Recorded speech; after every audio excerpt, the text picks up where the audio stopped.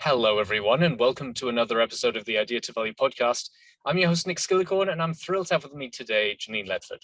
She leads intercultural creativity internationally around the world with lots of different companies, helping them find ways to make their teams work more effectively together. Genein, it's wonderful having you here today. Thank you for having me. So excited to be here. Welcome to the Idea to Value podcast, where in every episode we highlight the latest insights into creativity and innovation from experts around the world. I'm your host, Nick Skillicorn. I care about the evidence behind what makes ideas happen, and I've already helped thousands of people just like you through my unique insights into recent scientific findings of how creativity works. I also show you how to turbocharge innovation programs so they finally deliver on the value and ideas you've been struggling to execute. Get your free training on how creativity can be improved by registering now at www.ideatovalue.com. Now let's get on with today's episode. So for people who don't know about you and the work that you do, could you just give us a brief background as to where you got started and how you got to where you are now? Sure. I'm an educator by trade. So I actually have done a lot of work in education, being a K through 5 teacher, running a nonprofit for 6 through 12. And I also taught at the university level for teachers who are integrating creative arts into their classroom. So in 1 week, I saw a 4-year-old all the way to a 64-year-old in the same week. But that gave me an interesting perspective about what developmental needs that people need to be just successful in their adult life, and creative thinking was a big component of that. And so now I left the classroom in 2019, about 6 months before the pandemic hit, and just speaking, training, and teaching on intercultural creativity. Now, that's what I've seen a lot of your work on LinkedIn for as well, this intercultural creativity. What exactly does that mean? That's not a phrase I've heard before.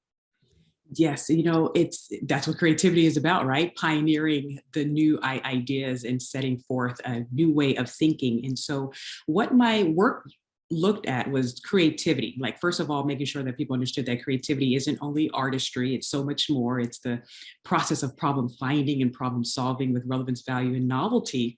But I realized I could go out and train corporations and teams and leaders to be creative thinkers, to really enhance their metaphorical thinking, unobvious associations, combinatory thinking, reframing, perspective shifting, cognitive skills along those lines.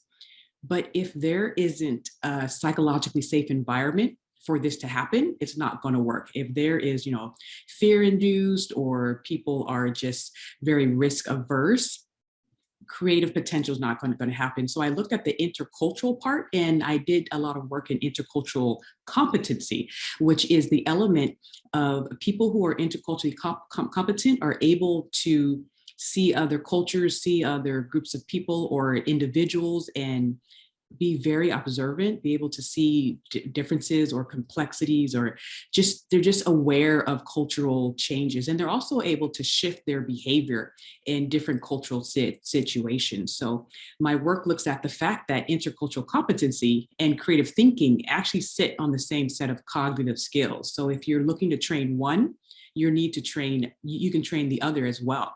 And our goal for inclusion needs interculturally competent people. Now, I've worked around the world. I've worked on a lot of projects across borders as well, where you have some teams from France and Germany and England all working together. Is that what you mean by intercultural, or what are you talking about there?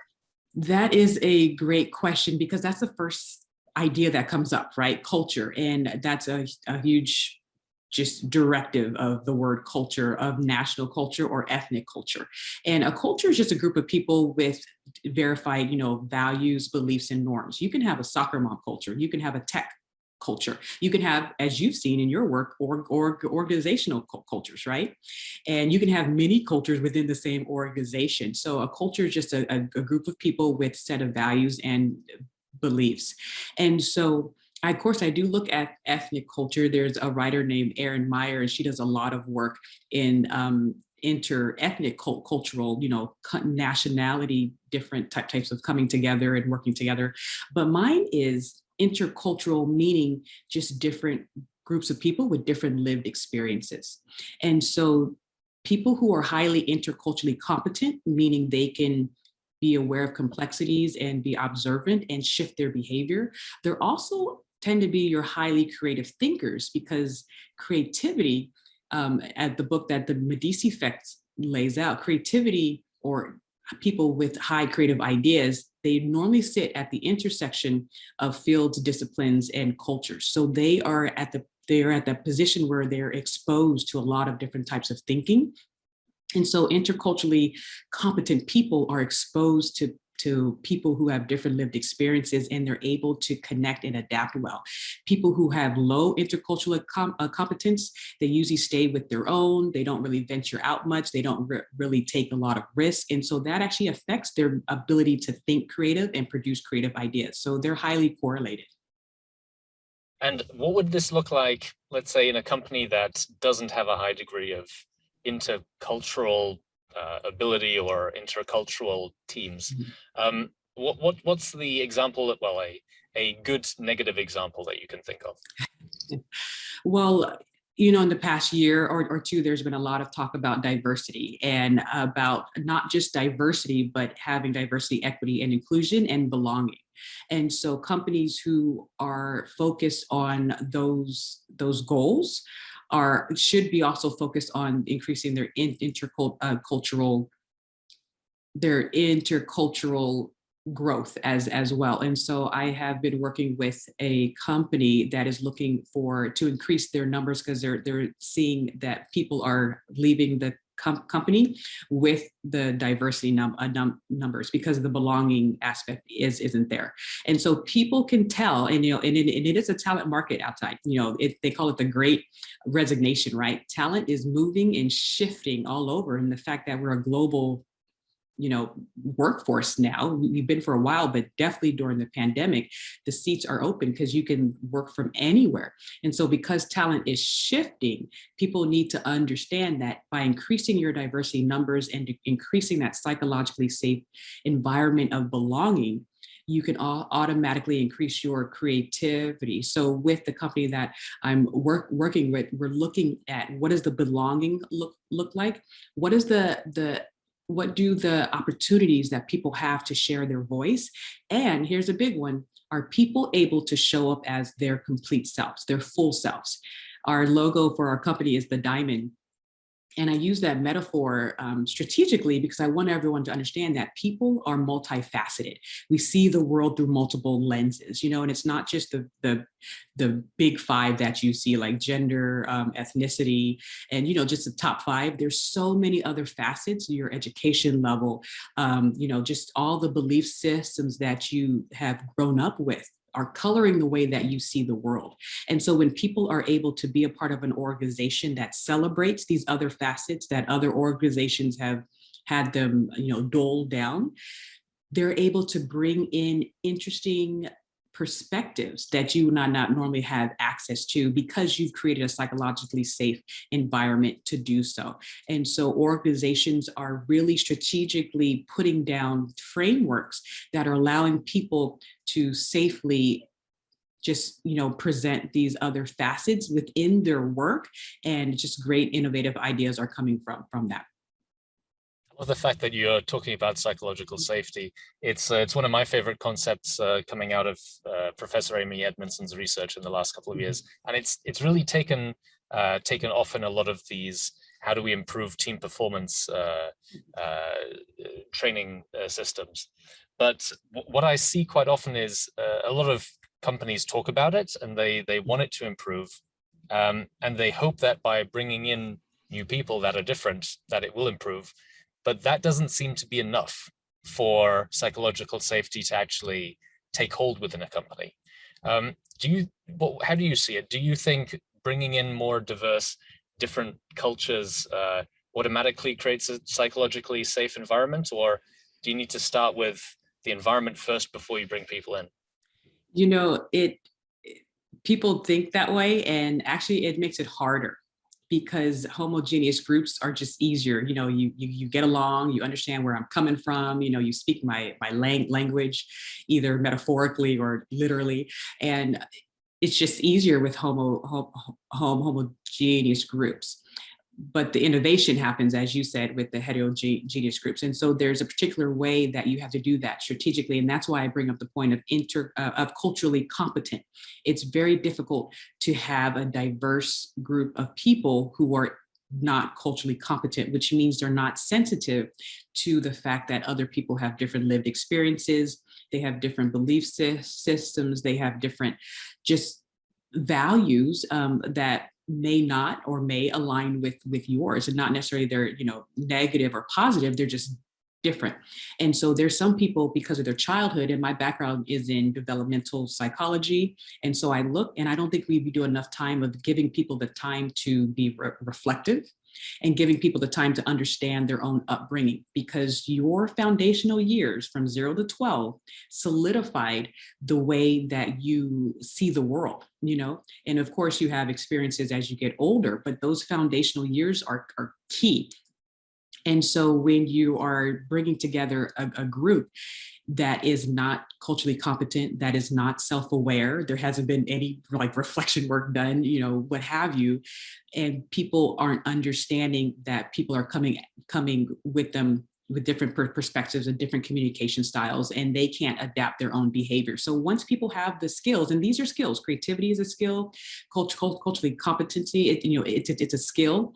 Once people get the skills, get the training, and get the practice, that's key, to get the practice to actually work this out, then you'll have more psychologically safe environments. But just getting together a group of diverse people and saying, be creative or do this project, and they haven't had any training, that's not fair to them or the organization. What about the incumbents? Let's say you have a team that is very homogeneous. Let's say in a lot of companies, it might be middle-aged white males. And then all of a sudden they understand that more diversity is needed, more diversity of thought is needed, and people who are different and think differently come in. But what if they are the ones that feel threatened? How can we help them improve their intercultural thinking ability as well, not just the people who come with more diverse ideas from the outside? Sure, I've dealt with both, and what I tell people with my diamond of diversity exercises, and it's an actual diamond with multi-facets, and all the facets are labeled with just different demographics, different psychographics, and just different ways that we can see the world. I do a lot of my work in imagination and just, creative thinking and turning on your innovative network within your brain. And I have people who have been there for a while, right? They probably may even have been a part of creating the culture or creating the values of the organization. And I have them look at their facets and really take time to see, okay, am I in a dominant position or a non-dominant position? And for a lot of us, we may be in a dominant or non-dominant. Some demographics, we move positions, right? Like age, you're young, you're middle age, and then you're elderly. Like you move through that. And some are static, and some are in our control, and some aren't. But for them to take the time to see themselves in these different positions, a lot of times they haven't done that work, and there's a lot of perspective shifting is one of my gems. I have the 7 gems of intercultural creativity, which goes over the different cognitive foundations that intercultural creativity sits upon. And the 5th one is perspective shifting. And on my podcast, I had Dr. Michael Platt, who's one of the top neuroscientists in the nation, and he talked about how leaders need to be able to perspective shift. Now that's an intercultural skill and a creativity skill. And so with my diamond and with, people who have been a part of the organization for a while, I have them really hone in on that skill of perspective shifting so they can build their empathy and really work on that feeling of feeling threatened. Because once they work on their empathy, they understand that they may have some positions of them not being in the dominant position. What did that feel like? Or what experience did they have when they invited other points of view to the table? How does this help the organization as a whole? So really that perspective shifting, that reframing situations, and that concept that it's not about pie, who gets the biggest piece of the pie. It's about how do we make pie factories? How do we unleash everyone's creativity so we're all producing value, right? Now, you mentioned at the beginning you came from a position where you're working on creativity, and it's not just about the artistic aspects of creativity. That still seems to be what a lot of people associate it with, especially when you come into the business world. So when you talk about the creativity aspect of this intercultural creativity, what do you mean by that? What do companies sometimes get wrong, and how could they improve that? Well, I sat down with Mitch Cohen. He is the co-author of a book called The Billionaire Effect, How Producers Create Massive Value. And he sat down with 20 billionaires from around the world and looked for 5 traits of thinking. And actually, he would be a great guest on your show as well. And they looked at the 5 traits of mental thinking. And the first one was empathetic imagination. And the other 4 were along the lines of creative thinking as well. And so when I just bring these examples, right, these business examples of what creative thinking looks like, because you and I are going against decades of myths, right? Decades of conditioning. But still, I do want to bring this part up. You and I are both trying to help people understand that creativity isn't solely artistry, and that everyone can be creative and everyone can think of new ideas and present them, right? That's a whole other conversation, presenting your ideas and knowing how they grow in that system. But I will say this, and I may be the first guest on your show to say it, even though creativity isn't solely artistry, I believe, is imperative to enhance creative thinking in non-arts areas. And here's why. Because someone who is highly creative, right? They can think of new ideas, they can do combinatory thinking, metaphorical thinking, reframing, perspective shifting. Someone who is highly creative, they can hone those skills of observation, of curiosity, of perspective shifting through the arts. Some of your top creative thinkers, and Adam Grant says this in his book, Originals, right? How nonconformists move the world.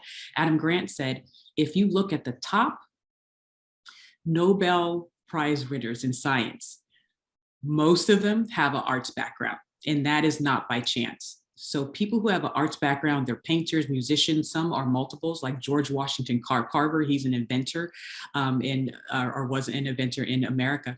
Just your top creative thinkers were excellent painters. They were, Albert Einstein played the violin. You just see where these arts help them see better, think better, perspective shift better, and metaphorically think better in science, in business, in entrepreneurship, in whatever other field that they were in. Now, you might be right in saying that you're the first person who's outwardly expressed the opinion that you need to use the artistic aspects. I think I always get a bit frustrated when I see how the artistic aspects are sold to companies as being the answer for creativity, and they usually amount to nothing more than people forming a drum circle or painting some stickmen on the wall, and then that's their artistic playtime, and now they're trained in creativity and can go back into work. So what's your perspective about the balance between developing those skills and actually helping the companies? That's funny. Thank you for that, because I'm all about drum circles too. Me being with my background in K-12 too. But it's us doing a better job making the connection. And so, and us doing a better job showing the skills that are aligned. So even when you say your example of drum circles presents the idea of pattern forming, right? And highly creative people in business, they're sensitive to patterns being made and patterns being broken. They're sensitive to the patterns of their customers, right? They're sensitive to just patterns within nature. And so you're right, because what I do in my work is I bring up the research. If you see my posts on LinkedIn, I don't just say, oh, let's just dance around and sing and prance. Like, I'm all for that, go for it. But okay, here's the neuroscience behind it, right? Here is the connection between business and artistry behind it. So I don't fully do artistry, but a part of my training is it. And then I have to make sure that I'm clear with my clients why this is important. I don't just have you paint a picture and then go home, but I have you paint a picture, look at it from multiple perspectives. And then now I have you more metaphorically think about how this attaches to your client. And now I need you to perspective shift on different ways your client is looking at their problem.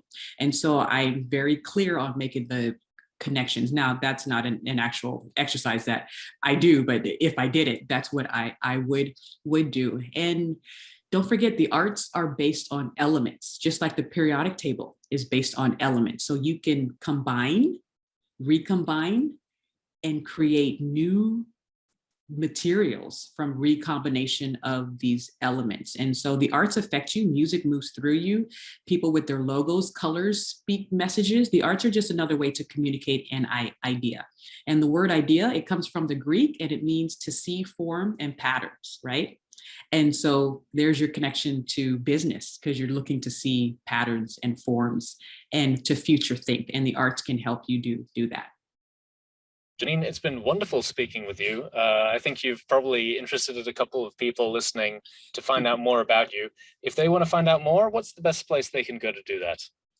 Sure. Well, my business website is Cafe Strategies, CAFFE strategies.com. And I'm very active on LinkedIn, Genein Letford, Genein Letford. And I'm on all the other platforms as well. And Intercultural Creativity is here to stay. You're going to see it grow. You're going to see it make its position, just like psychological safety and empathy, because it's something that our world needs to keep moving forward. We need people to know that they're creative and that they can be creative together. Perfect. I'll make sure to get all of those links down in the description below. Genein, it's been wonderful speaking with you, and I look forward to speaking again with you soon. Thank you so much. Thank you so much for listening. If you liked it, please like, share, and subscribe, and leave me a comment about what you thought and what you'd like to see more about. If you want to take your creativity and innovation capabilities to the next level, then invest in yourself with the premium training only available at ideatovalue.com. These exclusive training modules have all been put together by me, Nick Skillicorn, and have been used by thousands of artists, innovation leaders, and CEOs to become better at understanding the source of their creativity and executing on their innovation ambitions. And there is no risk to you, as they are backed by our money-back guarantee. Now, don't forget to go out there and make your ideas a reality. See you again soon.